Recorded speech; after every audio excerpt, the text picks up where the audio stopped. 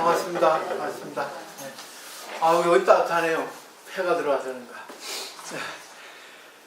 자, 오늘은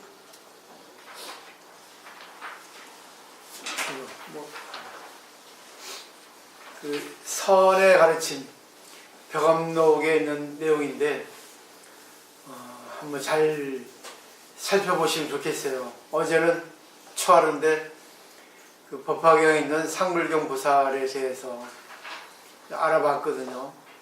그 가르침을 우리가 일상생활에 살려야만이 행복하게 될 수 있고 다 같이 행복의 어떤 이상향을 향해서 불국토가 건설되죠. 유토피아가 건설될 수 있다는 건데, 프린트를 보시면 약병상치라고 하는 말이 벽암록에 있습니다. 이 말은 운문스님이 대중스님에게 시중이라는 거를 이제 교시, 법문을 한다는 거예요. 간단하게. 그러면서 한다는 말이 모든 땅에 약이 아닌 것이 없다. 거기에서 그대는 누군가, 어느 게 그대인가 이런 뜻이에요. 그대에 써놨죠. 거기서 그 자기는 누구냐 그랬어요. 모든 것이 약 아닌 것이 없고 병 아닌 것이 없는데, 약과 병은 같이 치료한다. 이 대지 전체가 약이다. 그럼 결국은 이 세상은 전부 약이고 병이고 그런 뜻이겠죠. 그 약과 병이 서로 응해야만이 잘 원래 응하고 있는데 그걸 모르니까 약이라고도 하고 병이라고도 한다 그런 뜻일 거예요. 뭐 설명을 써놨을 거예요. 일부러 이렇게 쭉 써놨습니다. 자, 모든 게 약입니다. 근데 여기서 이 자기는 미혹의 중생인가 깨달음의 부처인가. 미혹의 중생은 병이고 깨달음의 부처는 약이겠죠. 근데 자기가 이 세상의 진리를 잘 모르고 병들어 있고 미혹하고 있고 고민하고 있고 불평만하고 있으면 병이겠죠. 그러면 그 병에 따라서 약을 먹지 않으면 안 될 거 아니에요. 근데 약을 먹어서 병이 나으면 약은 필요하지 않죠. 근데 우리들은 일반적으로 병이 나아도 약을 또 사용합니다. 근데 약을 사용하면 약의 독이기 때문에 약의 작용으로 다시 병에 걸리게 돼 있어요. 그렇다면 그걸 이제 약독이라고 한다 그러죠. 약의 독이다. 그래서 약을 사용하면 약이 몸 체내에 남아있으면 안 됩니다. 체내에 남아있는 약독까지 빼야 되거든요. 그래서 약하고 병이 같이 치료돼야지만이 이게 진짜 건강한 몸이라고 하는 그런 의미예요. 근데 이거는 몸의 약, 몸의 병에 해당이 되지만 이건 비유죠. 마음의 병도 마찬가지예요. 우리 마음의 병이 있죠? 마음의 병이 뭐겠습니까? 불평, 불만. 가장 기본이 탐진치만이에요. 유식에서 말하는 탐욕, 욕심이 아닙니다. 탐욕, 욕심이 지나친 거, 자기 분수에 모르는 거, 자기가 아무리 욕심을 내도 되지 않는 걸 바라는 거, 또 자기가 남에게 잘 보려는 욕심도 다 병입니다, 사실은. 근데 어느 정도까지는 괜찮은데 지나치면 문제가 돼요. 모자라면 좀 나아요. 근데 모자라도 자기 우울증 걸리기 때문에 그것도 병이 됩니다. 모자라도 병이 되고 넘쳐도 병이 되고, 적절한 게 있어야 되는데 적절한 것이 안 되니까 이 관계를 통해서, 상대를 통해서 자기의 적절함을 알 수 있어야 돼요. 그렇기 때문에 관계, 대화를 통해서 내가 말을 좀 많이 했나? 그럼 적게 줄이자. 내가 좀 적게 했나? 좀 느리자.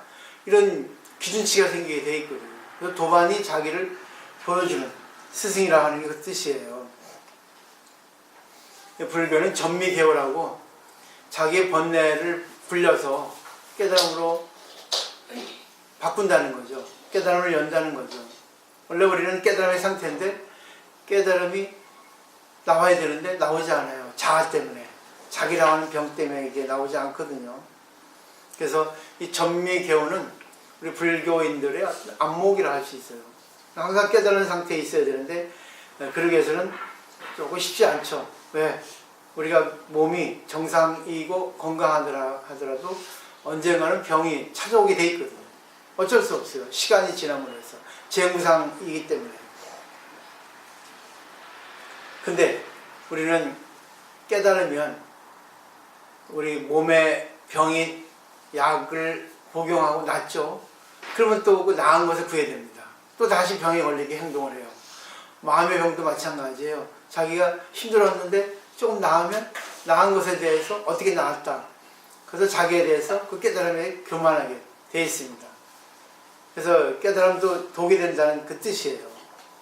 그 깨달음이 좋은 건데 깨달음에 집착하면 깨달음이 구려가지고 냄새가 난다는 겁니다. 그렇기 때문에 공부를 잘못하면 교만해집니다. 깨달음이 교만으로 바뀐 거예요. 근데 그거를 알게 해주는 사람이 도반이고 멘토, 스승이 그러죠. 근데 대부분 다 못 받아들여요. 니까 쉽게 뭔데 이렇게 얘기한다 그러죠. 네가 아무것도 아닌 게 돈이 많니, 얼굴이 잘생긴 게 똑같이 생겨가지고 뭐 하나 제대로 했니, 말을 또 이쁘게 하냐, 말 빨리 하고 뭐 하나 제대로 된 게 없으면서 장가도 못 간 주제에 무슨 말을 하냐 이렇게 하는 거예요. 자기를 위해서 약을 주는데 그 약을 먹지 않아. 먹어도 병이 나오면 또 그 순간 뭐예요? 아, 이건 자기 원래가 건강한 몸이라서 나은 거지 스님하고는 관계없어. 부처님은 관계있어. 내가 최고인데. 그러니까 또 깨달으면 구해야 되는 거예요. 알고 있으면서 속으로는. 그래서 이 약병상치란 말은 참 중요한 말이에요. 또 오료 동미호라는 말이 있거든요. 중간에 보죠? 그죠? 깨달은 것이 깨닫지 않은 것과 같다는 거예요. 그러니까 깨달아도 깨닫지 않아도 원래는 같은 사람인데 깨달아도 병이고 깨닫지 못해도 병인 게 우리 중생입니다. 그래서 약병상치란 말은 어떤 건가? 지금부터 이제 잘 보시면 될 것 같아요. 그 다음에 그런 말이 있어요. 우리 번뇌, 힘든 거, 미혹, 그것이 쇠사슬이라면 깨달음이라는 것은 금사슬이에요.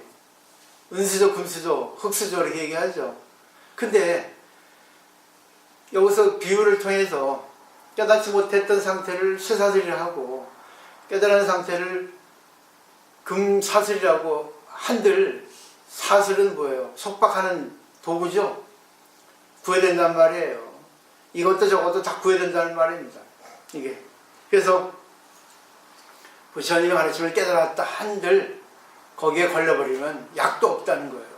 그렇기 때문에 부처님의 깨달음을 한 단계 더 불향상까지 올라가요. 최상승입니다. 이게. 그것까지 집착하지 말아야 돼요. 결국은 이건 어렵지 않은데 이제 잘 안 돼요. 혼자서는. 그렇기 때문에 같이 수행을 하는 도반들이 있어야만이 공부가 많이 되고 또 중생을 구제해야 됩니다. 또 벽업로 보면 다음과 문답이 있어요. 문수보살이 선제동자에게 지시합니다. 자, 들에 나가서 약초를 펴오느라 했어요. 약초 안 되는 걸 찾아오느라 했죠. 근데 선제동자가 암만 찾아와도 약 안 되는 건 없거든요. 뭐 허준 보셔도 아시죠? 돌아가가지고 보고하죠. 문수보살에게. 약이 안 되는 게 없었습니다. 아이고 어떻게 하죠? 그러니까. 그럼 이번에 약이 되는 거 갖고 와봐 그랬어요.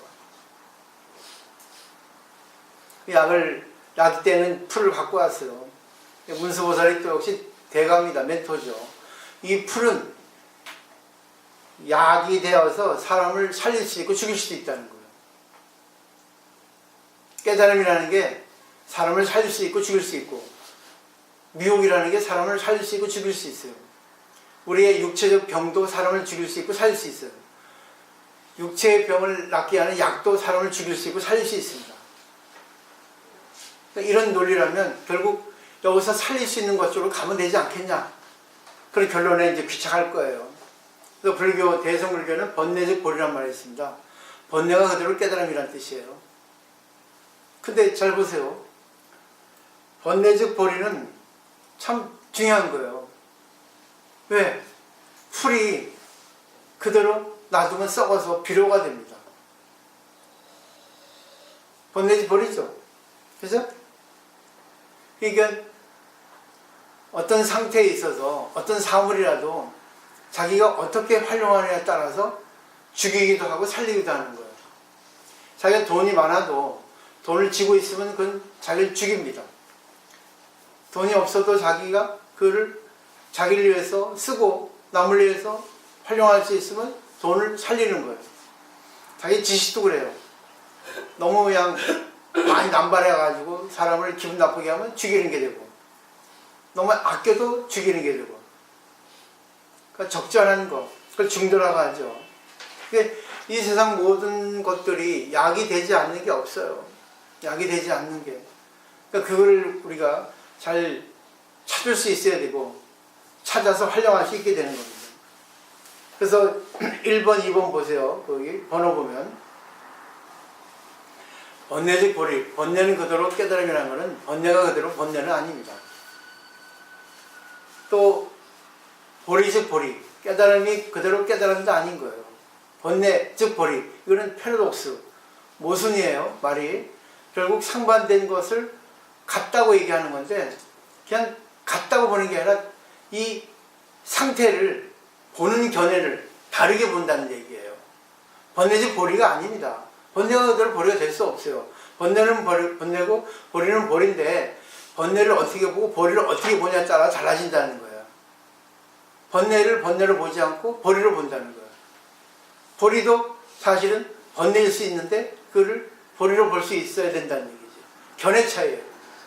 그래서 사람들이 얘기하는 거 보면 저 사람은 견해를 할 수 있는 거예요. 아이고 저런 견해를 하고 있냐, 참 그 사람답다, 그렇게 얘기하죠. 조금 더 다른 견해하면 좋을 텐데 아직도 공부가 안 됐네, 이러는 거죠. 그다음에 1번은 번뇌적 보리, 번뇌적 번뇌, 또 보리적 보리, 요 세 가지. 그러니까 결국 불교, 대승불교는 번뇌적 보리예요. 근데 번뇌적 보리는 번뇌적 번뇌가 아니에요. 또 보리적 보리도 아니라는 거예요. 근데 우리는 번뇌의 번뇌고 보리가 보리라고 한쪽만 보죠. 그죠? 깨달은 사람은 구해되지 않는다, 중생은 구해된다, 이게 논리 성립되지 않는다. 근데 우리 일반 사람은 그게 일직선상의 논리예요. 맞는 거예요. 그게 진실이라고 보는 거예요. 그렇지만 그거는 답이 아니에요. 일반론입니다. 중생의 견해예요. 왜? 마음에 따라 달라질 수 있거든요. 사물의 견해에 따라서. 잘 보십시오. 곰팡이를 잘 쓰면 약이 돼요. 곰팡이를 잘 못 쓰면 부패해서 썩어버립니다. 며칠 전 제가 그 종로안이라는 거 배가 좀 아파서 먹었더니 좀 많이 먹었는지 독이 돼가지고 하루 종일 아팠어요. 배가. 허리가 끊어지듯이 아프더라고요. 결국 약을 많이 쓰니까 맞게 써야 되는데 나도 모르게 먹어버리니까. 그 다음에 두 번째 보세요. 여기서 번뇌적 보리라고 보지 말고 바꿔서 보리적 번뇌라고 해버리면 어떨까 그러죠. 늘 그랬죠. 우리는 부처니까 깨달을 수 있다고요. 중생은 깨닫지 못해요. 중생이라는 이름이 있기 때문에. 뭐 중생도 깨닫지만 부처로서 살아가는 거예요. 부처로서 번뇌하고, 깨닫고 있는데 번뇌하고, 깨닫고 있어도 아프고, 건강하기 때문에 아파서 살아간다는 거예요. 이건 뭐냐면 보살행입니다. 대비심이에요. 근데 여기서는 이제 본증 묘수란 말을 합니다. 본증은 원래 내가 깨닫고 있다는 거예요. 본래의 증오. 근데 묘수, 미묘하게 깨닫는 거예요. 도노 점수라고 또 있죠. 몰라 깨닫고 점점이 닦는다. 이거는 대승보살의 견해입니다. 도노 돈수도 마찬가지예요. 왜? 생각 차이예요. 어떤 생각, 어떻게 생각하냐 그겁니다. 근데 이거는 잘 보세요. 예를 하나 들까요? 예를 들어야지만 이해하기 쉬워요. 어제도 얘기했죠? 우리 마음속에는 불성이라는 게, 여기서 말하는 보리, 열반이 있어요. 그렇기 때문에 그거를 우리가 기절을 해가지고 간다는 거예요. 그걸 베이스로 간다는 거예요. 어떻게? 나에게도 불성이 있고 상대에게도 불성이 있어. 근데 저 사람은 지금 거짓말하고 있어. 그 사람은 지금 나한테 딴지를 걸고 있어. 번뇌죠. 근데 그 사람의 그 모습을 보면 번뇌인데, 또 그 사람의 번뇌를 보는 나도 번뇌인데, 그거를 근본으로 돌리자는 거예요. 보리로, 깨달음으로. 그러면 뭐야? 공이죠. 번뇌를 내고 있는 거는 그 사람이 지금 아프고 있다는 증거입니다. 거짓말 한다는 거는 그 사람이 지금 내가 상태가 안 좋아. 근데 내가 상태가 안 좋다면 자존심 상하니까 내가 당신을 슬프게 하고 싶지 않고 또 나에 대한 또 실망을 갖게 하고 싶지 않아서 거짓말하는 거예요. 그걸 알았을 때 어떻습니까? 아 그래요? 하고 모른 척 해주는 거예요.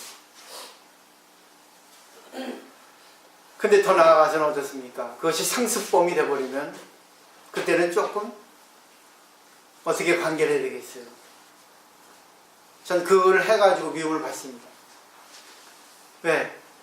절에는 신도들이 와가지고 그냥 자기 그 스트레스 발산하고 와야 되는데 나는 스트레스 발산하지 못하게 정신병원 왔으니까 정신병 고치고 하세요 하니까 자기가 어떤 그 안에 있는 그런 추악한 걸 다 드러내버리니까 누가 좋아하겠어요?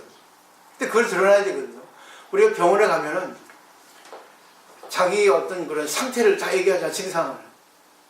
그 절에 오면은 자기 지금 살아가는 데 있어서 문제점, 자기 어떤 안 좋은 마음, 남에 대한 또 원망, 불평불만을 갖다 얘기해야 되거든요. 그걸 털어놔야 되거든요. 얘기하고 싶지 않으면 부처님하고 1대1로 해야 돼요. 그거를 고치려면 어떻게 했습니까? 약을 먹어야 돼요. 주사를 맞아야죠. 근데 그 약과 주사가 좋다 해가지고 계속 약과 주사 맞으면 다음에는 안 되는 거예요. 왜? 인간은 관계 속에서 건강할 수 있고 병들 수 있거든요. 왜? 늘 변하기 때문에. 그래서 여기 맨 마지막에 결국 뭐예요? 내가 원래 부처님인데 살아가다 보니까 중생이 됐다. 그건 왜 그러는가? 중생을 구제하기 위해서다. 중생을 보더라도 내가 저 사람을 중생으로 보는 거는 그 사람의 병을 치료해주기 위해서다. 왜? 나에도 그게 있으니까. 나도 그랬잖아. 그렇지만 원래 부처니까 저 사람에게 어떻게 해야지만이 저 사람 병을 고칠 수 있을까? 어떨 때는 들어주기도 하고, 어떨 때는 안아주기도 하고, 격려해주기도 하고, 밥을 사주기도 하고. 그게 약이잖아요. 근데 늘 약만 주면 안 돼요. 그 사람 병이 나았으니까. 근데 그 사람은 그 약이 좋으니까 계속 남에게 들어주세요, 들어주세요, 난 들어주세요, 나 병에 걸렸어요. 계속 뭐합니까? 지랄하는 거예요. 그때는 뭐예요? 끊어줘야죠. 제 말 이해되죠? 그죠? 이게 상습범이 되면 안 되는 거예요.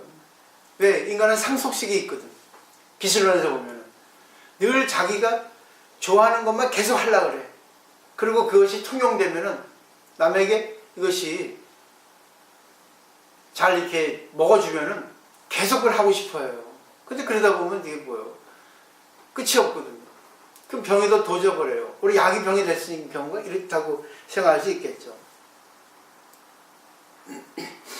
어제 그랬죠, 제가. 시어머니하고 며느리하고, 시어머니 아니지. 뭐라 했죠? 딸이 시 가가지고, 이혼해가지고, 다시 엄마 집 왔는데, 엄마 집은 편하잖아요. 엄마도, 아이고, 그래, 잘 왔다. 나도 혼자 있는데, 재밌게 살자. 아이고, 참 좋네. 했는데, 시간이 지나보다 보니까 딸이 어리광 피우잖아요. 처음에는 어머니를 의지해서 왔는데, 신뢰해서 왔는데, 살다 보니까 이제 뭐예요? 의존이야. 자기가 해야 할 일을 안 하고 그냥 시집 가기 전에 그냥 어머니에게 응석받던 그런 딸로 변해버렸죠. 엄마가 좀 해줘. 나 피곤해. 직장 갔다 오니까. 이거 엄마가 변할 수밖에 없죠. 네가 그런 식으로 하니까 이혼했지. 당연히. 이혼한 이유를 알겠다 그랬죠. 그럼 딸은 그때 뭐예요? 충격을 받아서 생각을 바꾸는 거예요. 엄마가 처음에 좋았다는데 왜 이렇게 달라졌지? 달라지는 모습을 보고 자기 바꿔야 돼요. 그게 약이에요. 그 약을 먹으려 하지 않아. 왜? 약을 먹으면 자기가 불편하거든. 약이 쓰거든. 근데 그때 약을 먹는 거죠. 아, 내가 너무나 엄마한테 의존했구나. 어머니가 해주는 건 받았구나. 어머니가 음식 만드는 거 지금 7순도 넘었는데 나도 피곤하지만 어머니도 저렇게 힘들지 않겠는가 해야지. 애를 봐주는데 아유 어머니한테 고맙다고 말이라도 해야지. 또 어머니가 또 아이고 네가 그러니까 이혼했지 할 때 아 그래요 어머니 나는 그렇게 이혼했지만 어머니하고 아버지는 잘 살아가지고 이혼을 부정했잖아. 아 그래 어머니 나는 그렇게 이혼을 좋아했나 봐. 이 식으로 또 농담 한번 해주면 얼마나 저를 좋겠어요. 그 여유가 없으니까 자기가 병에 걸리지 않았다고 착각하니까 병에 걸려 있는데 약을 먹으려 하지도 않고 그러는 거예요. 보세요. 경전에 있는 내용을 의지해서 스님들이 보세요. 어제 그 성불경 보살하고 다를 게 뭐가 있습니까?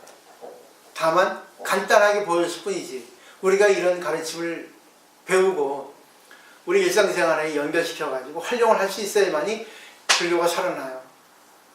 21세기는 그런 불교가 없으면 죽습니다. 전부 기도하라 기도하다 된다 되게 뭐가 돼? 사기꾼하고 다를 바가 뭐 있어요? 장사씨하고 다를 게 뭐 있어요? 기도는 기본이에요. 왜? 우리가 신을 의지하니까 신이라는 게 결국 우주의 에너지예요. 그러면서 자기가 이 우주의 법칙을 조금 알아가야지. 그래서 자기가 법칙에서 벗어나면 다시 법칙을 올리려고 노력을 해야 되는 게 기도거든. 그러니까 공부를 병행해야 된다고.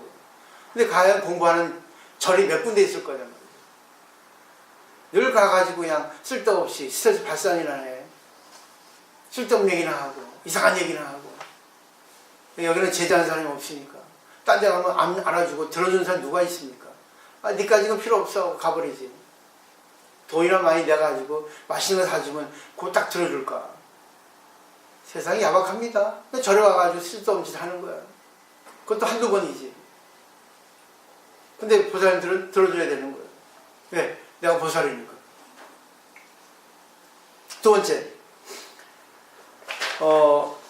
살인도 활인검이란 말이 있습니다.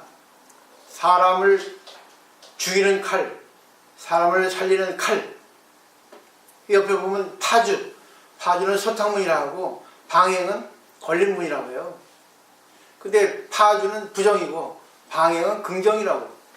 요즘에 용어를 보면 그렇습니다. 일단 사람을 죽이고 살리는 게 자유자재인 거예요.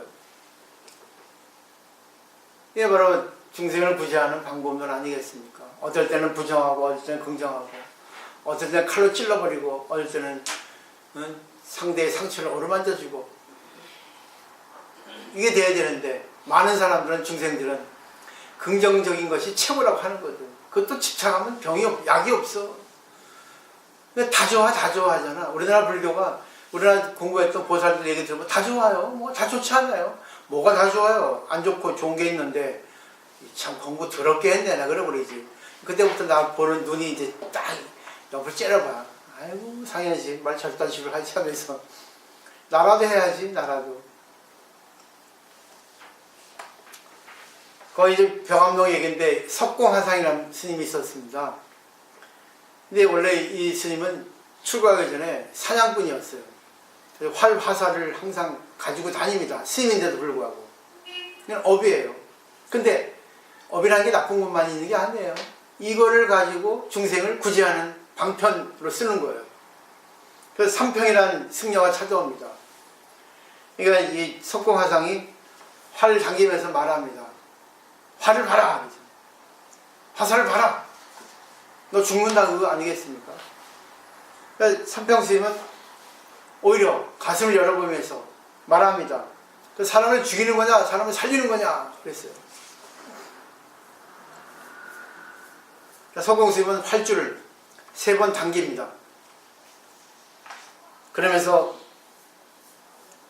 그러니까 그 모습을 보고 삼평스님은 인사를 해요. 고맙습니다. 깨달았습니다. 그 뜻이겠죠. 석공스님 말합니다. 내가 30년간 하나의 활과 한두 개의 화살로 여러 스님을 테스트했지만 오늘 간신히 한 사람도 아니고 절반의 성인을 쏠 수가 있었다. 이렇게 말하고 그는 활과 화살을 꺾어버렸다 하고 벽암벽에 나옵니다. 삼평스님은 여기에 대해서 아무 말도 못했어요. 말을 했으면 좋을 텐데 그 나중 조금 시간이 지나서 대전스님이라고 하는 분한테 가서 이 말을 했습니다. 있었던 일을. 대전스님이 뭐라 했겠습니까? 석공스님은 30년 만에 그대가 절반의 성인이 됐는데 대전스님은 네가 지금 30년 뒤, 지금부터 30년 뒤 수행하고 공부를 해도 너는 안 될 거야.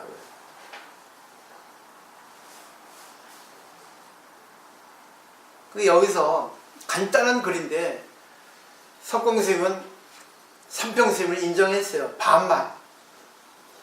그러니까 그죠? 절반의 사람을 얻었다 했잖아요. 인정한 거죠. 그러니까 삼평스님도 공부를 많이 한 스님이에요. 근데 조금 한 거예요. 반만 열린 겁니다. 근데 몰라, 이 글에서 잘 보셔야 돼요. 그러니까 행간을 볼 줄 알아야 됩니다. 글의 행간을. 그 대전 스님은 딱 보니까 아이고 이게 나한테 잘난 듯이 얘기한 거냐 그런 것 같아. 아직도 네가 깨닫지 못했네. 지금부터 30년 더 공부해봐. 나는 아직까지 이거 모를걸. 비꼬는 얘기 아니 야유. 그러니까 선성은 야유갑니다. 나도 이걸 배워가지고 야유가잖아. 독설가 아닙니까? 왜? 뭐 중이 뭘 게 있어요. 중이 출가한 게 돈 벌러 온 것도 아니고 명예를 취하러 온 것도 아니고 지위를 취하러 온 것도 아닌데 전부 명예를 위해서, 지위를 위해서, 유명이 되기 위해서, 또 돈을 많이 벌기 위해서, 몸을 편하게 살아가기 위해서 신도한테 잘 보이고 맞춰야 되니 중기생밖에 더 되겠어. 바른 말 하면은 뭐 미움 당하죠. 돈이 안 들어와. 맞춰서 말하면 돈 들어와. 인기 없고. 큰 세인데 어느 게 좋은지 모르겠어요. 나도. 지금 나는 내대로의 어떤 그런 지론이 있습니다. 나의 사상이 있죠. 그것이 뭐 알아주든 알아주지 않든 관계하지 않아요. 알아주는 분들이 오셨으니까. 자, 여기서 왜 그랬어요? 이거는 그냥 숙제로 남겨놓은 거예요. 여기까지 써오면은 안 됩니다. 왜? 향엄쌤이 위산쌤 밑에서 부모위생전 소식을 얘기하라 했잖아요. 근데 위산쌤이 얘기했죠. 그대에게 얘기해주면 그거는 나의 견해일 뿐이지 그대에게 아무 도움이 안 된다. 스스로 찾아야 되는데 이제 어떻게 생각을 하시는가? 사실 쉽지 않아요. 저도 30여 년 전에 이거 공부해도 몰랐습니다. 뭔가 있는데 말이 안 되니까 모르는 거예요. 말로 나와야 되는데 그때는 말로 하시라는 거예요. 보사님들이 공부 얼마나 많이 하셨겠나.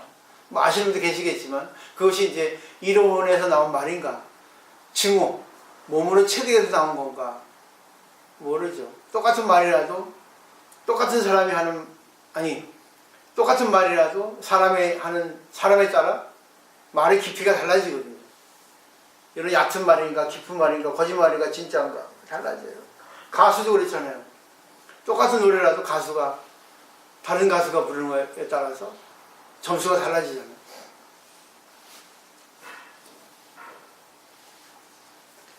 자, 오늘 여기까지입니다.